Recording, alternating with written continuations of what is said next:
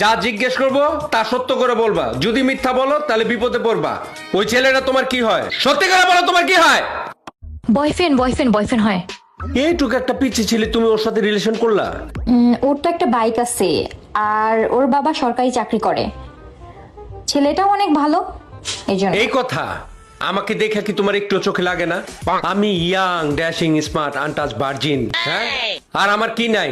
আমার ওর থেকে দামি বাইক আছে, বাড়ি আছে 3-4টা। তাই? আপনার কি মডেলের গাড়ি আছে? আমার তেমন কিছু না, একটা R15 আছে আর একটা BMW আছে। আচ্ছা যাই হোক, তোমাকে একটা কথা বলি, তুমি কি আমার সাথে লং ড্রাইভে যাবা? মা তাই?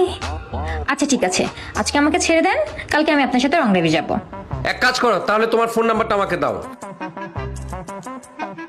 নাম্বারটা বলো। 017889911। ঠিক আছে, কালকে তাহলে ফোন দিও, ফোন দিয়ে লোকেশন বলে দিও, চলে এসো।